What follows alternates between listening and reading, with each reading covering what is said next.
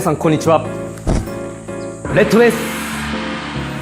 こちらのアプリリアクラシック、不動車の状態からレストアを進めて、今やっと公道を走るための条件を全て満たしたんですけど、最後に一つだけやっておきたいことがあります。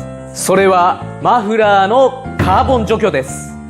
ツーストエンジンはマフラー内にどうしても燃え残りのカーボンスラッジが溜まりやすく、そのカーボンスラッジが溜まりすぎると本来の性能が引き出せないので、今回はできるだけマフラー内に残ったカーボンスラッジを除去していきます。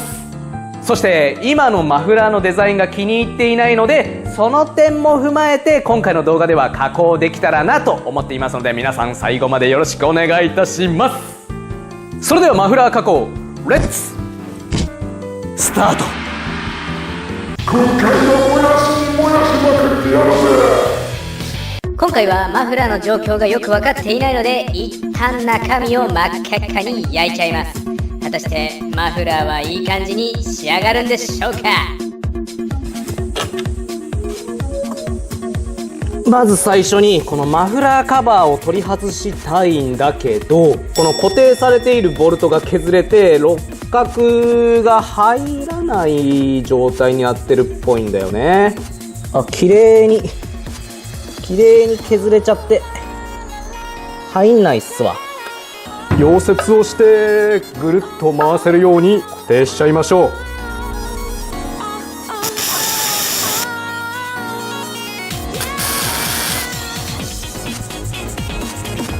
お、楽勝。はい、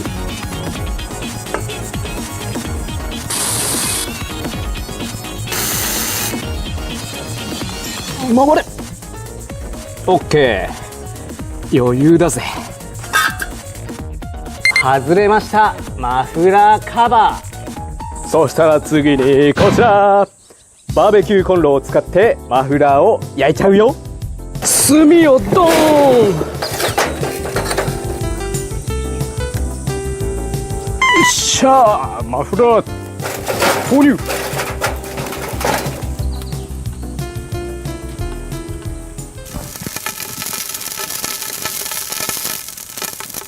ジュージュー焼けてます。ある程度マフラーに熱が入ったので、バーナーを使ってファイヤー。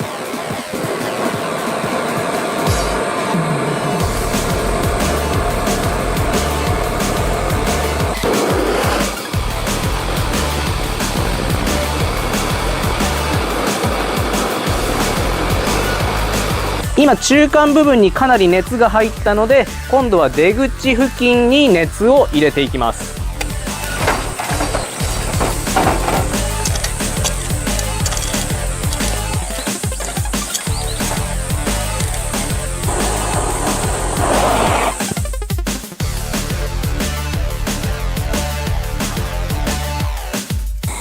もう火を送っても煙が出ませんね。これで中のカーボンスラッジはかなり燃えたんじゃないのかなと思いますんで、火が消えるまで燃やし続けます。マフラーがしっかり冷えたので、叩いてカーボンカスを出していきます。あ、もうこの時点でめっちゃ出てるわ。めっちゃ出るわ。あ、出るね。めっちゃ出るよ。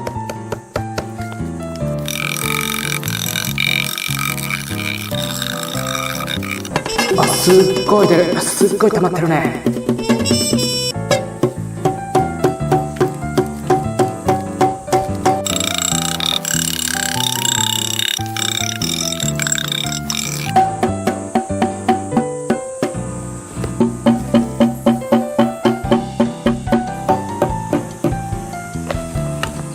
今の作業でこれだけマフラーの中から出てきました。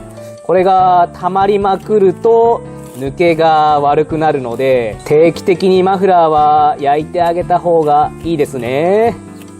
そしてマフラーをかなり叩いているので、エアブローをしたらもうちょっとカスが出てくる可能性があるので、エアブローをしていきます。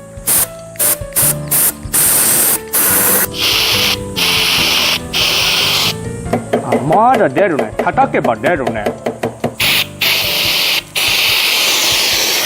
まあ間違いなく今回の作業で抜けはかなり良くなっているはずです。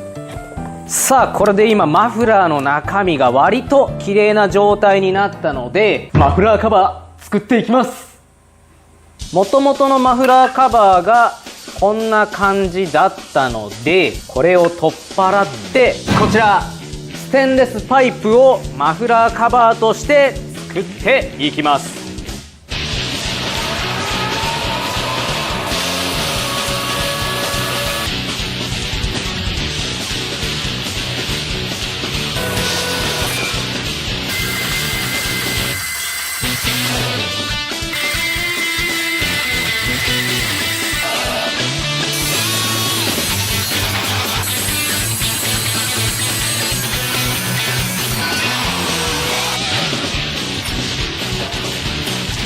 切り込みがいい感じに入ったので、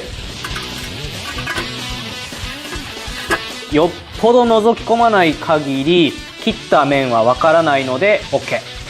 そしてパイプを固定するための穴が1、2箇所あるんだけど、この穴の位置を決めるのが難しいので、レーザーを使って穴の位置を決めていきます。これで正確な穴の位置を出していきます。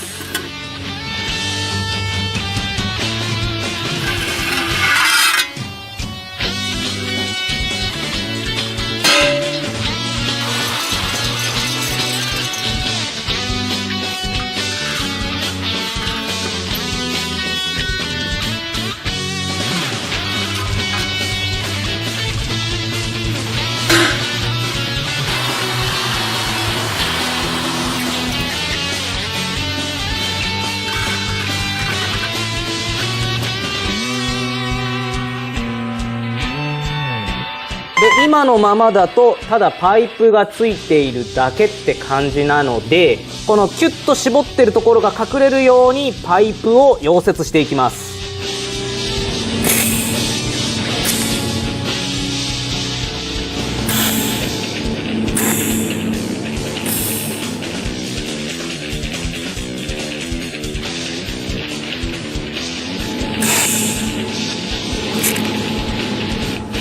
これでカバーが取り外せるかっていうのがポイントです。外れないことはないけど、あれかな、今ギリギリ取り外すことができました。もう少しスムーズに着脱ができるように調整をしていきます。さあ改良を加えた結果、こんな感じに簡単に着脱ができるようになりました。次に本溶接をしていきます。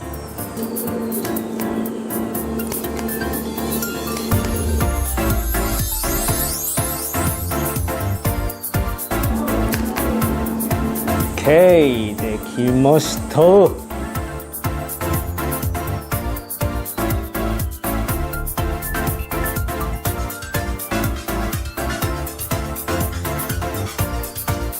そしたら次にこちらホルツの耐熱ペイントを吹いていきます。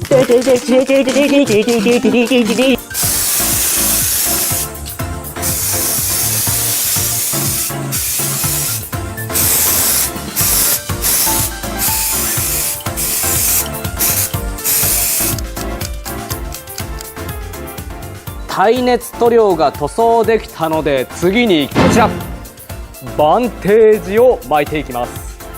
バンテージは事前に水に濡らしておいた方が巻きやすいので、水に浸しておきます。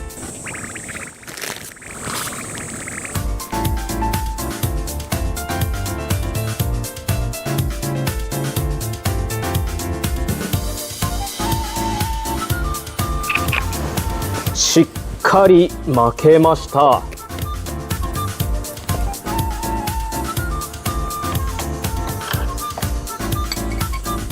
バンテージを巻いただけでかなりかっこよくなりました。そしてこれが純正のマフラーカバーです。ちょっと物足りない感じがしますね。そして私が作ったオリジナルマフラーカバー、めちゃくちゃ迫力があります。一括もうつなぎ目はこんな感じで調整をしました。そこまでね違和感はないと思うんですけど、すごくワイルドな感じに仕上がっております。そして走行テストがまだなので、今から走行テストを行っていきます。ここでトラブルが発生してしまいました。アプリリアクラシックを軽トラに乗せようと思ったら、このキャリアの高さが邪魔で乗せることができません。なので今回は助っ人を呼びます。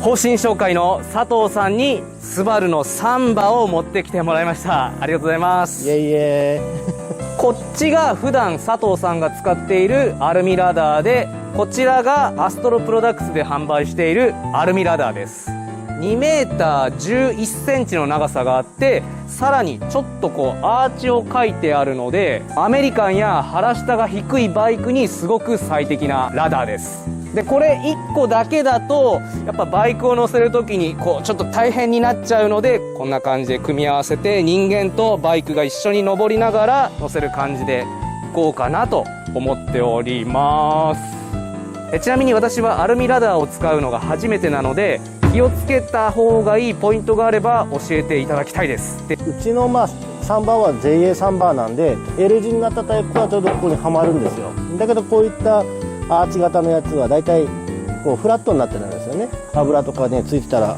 滑っちゃうんで、ちゃんと接地面見て荷重をかけて平坦なところで大丈夫かっていうのを確認してからバイクの乗せるように。これちなみに乗っていく人とかいるの？それは危ないからやめた方がいい？危ないから絶対ダメだね。絶対ダメね。うん、乗せるなら押して乗せる。押して乗せた方がいい。おお、怖い。ちょっと待って、怖っ。ちょっと待って、マジでゆっくり下ろそう。ゆっくり下ろします。はい、ハンドル曲げちゃダメよ。まっすぐまっすぐまっすぐすれば簡単に降りるから。はい、これごめんなさい、怖いです。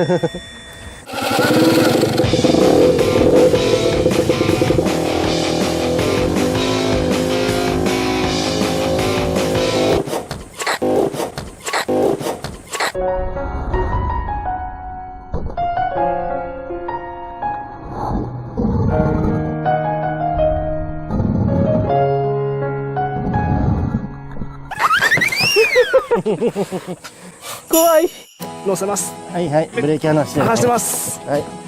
あ、そっか、ごめん、クラッチ切ってます。はい、すいません。はい、いいよ。はい。佐藤さん、怖い。大丈夫大丈夫。ここで端っこに当てるの。で、ここにかけるときは絶対ここはダメ。ここでかけた方が滑らないんですよ。これを一周回してで、それをフロントは完全固定で、後ろは極力フレームに近いところ、こういうところとかね。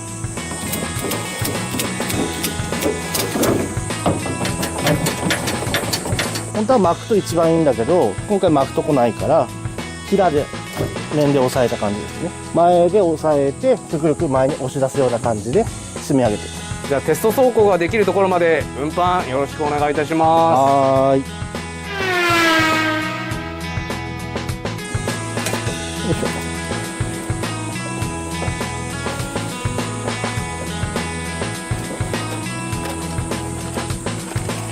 よいしょありがとうございます。すいません。ー。いいえ。そして今からテスト走行をするんですけど、何を注意しながらテスト走行をするのがいいんですかね？走る、止まる、曲がる、この3要素。ここが一番これ大きいポイント。が一番の絶対ポイントです。少しでも抜けちゃ怪我のもとです。ネットイン。うわー。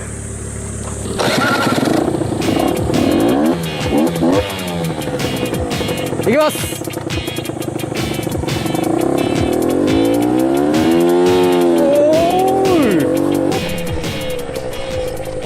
ブレーキもフロントブレーキちゃんといきますね。そしてフットブレーキもちゃんと効いてます。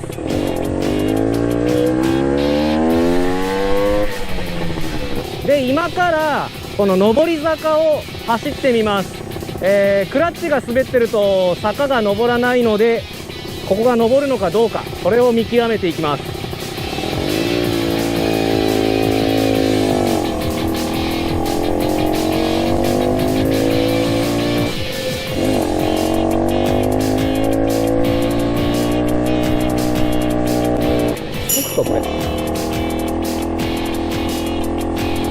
まだ全然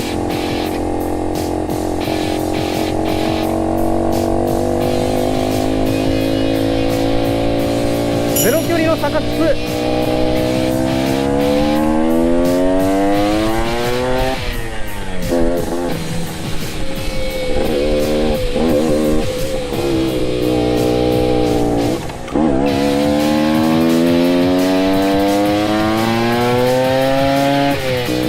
ですか。はい、ということで走る、曲がる、止まるが、確認できたので、これでやっと完全復活です。やったーでもさっきの坂登ってくるところ、よく回転数で登れましたね。アプリリアはなかなか下がスカスカだからね、なかなかトルク抜けして登ってこないんですけどね。やっぱりクランク交換したのがすごく効いてるかもしれないですね。純正のクランクだったらちょっとまた状態は変わる可能性があるんですかね。あの時フルサークルクランクを組んでるからですね。なので一時足ちょっと上げてるから、その分でしょうね。綺麗に回ってちゃんと登っていたので、次回はこのアプリリアクラシックに乗って私が住んでいる大分県佐伯市の大乳島っていう島があるんですけど、その島をこの子で走ってみたいと思います。もしかしたら何か不具合が出る可能性があるので、方針紹介の佐藤さんと一緒にツーリングをしていきたいと思いますので、よろしくお願いします。よろしくお願いします。それではあなたのレストアが楽しくなるように、レッツバイクエンジョイ。